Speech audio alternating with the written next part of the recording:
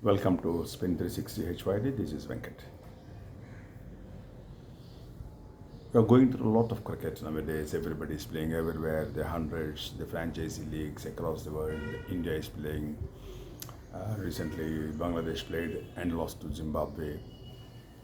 Sri Lanka participating, and they're all gearing up for this forthcoming Asia Cup, which takes place from this month only in UAE. Of course, needless to say that the format has been changed from 50 overs to 20 overs this time, so that it can be a full rest rehearsal for the 6 teams for the World Cup, which is coming in the month of October 16th. So just a month before World Cup starts in Australia, we'll be seeing what the Asia Cup taking place in UAE. Now, since all of us discussed and all the itinerary for the Asia Cup, now I would like to bring certain news about the World Cup, ensuing T20 World Cup, which will take place in Australia from 16th October to 13th November. This is in general a 12-team format with 8 teams qualified directly, and 4 more teams will come and join the Super 12. And here the thing is, the 2 teams which failed out are Sri Lanka and West Indies. They are not automatic choices for this World Cup, and they should come through the qualifying rounds. I'll give you the breakup. And the qualifiers also, they divided that into 2 groups of 4 teams each.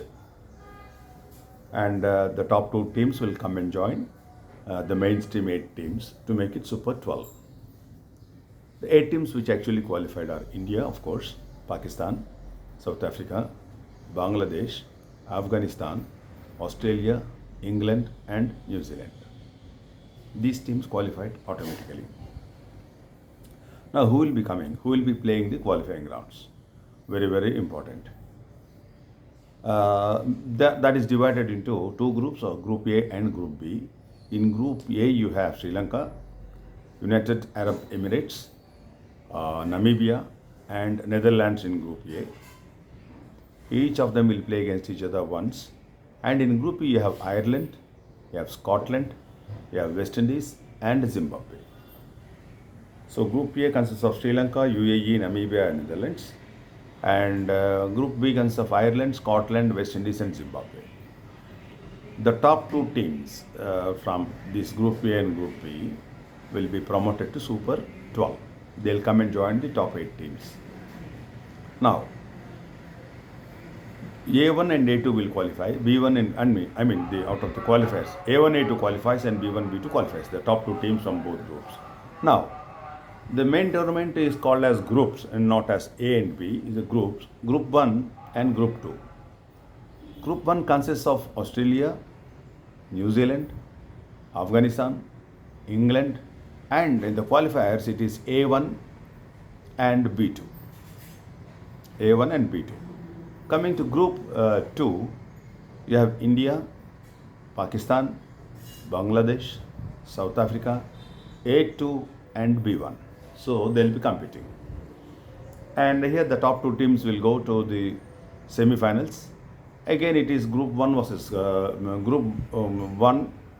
1-1 versus 2-2 and 1-2 versus 2-1.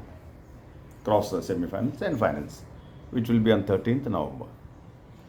Now, what I would like to give you is in this ICC Men's T20 World Cup, India is playing when? What are the dates? I'll tell you whom they are playing.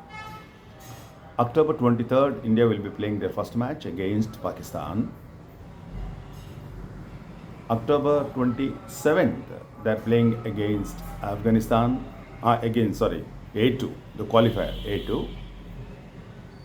October 30th, India will be playing South Africa. November 2nd, India will be playing Bangladesh.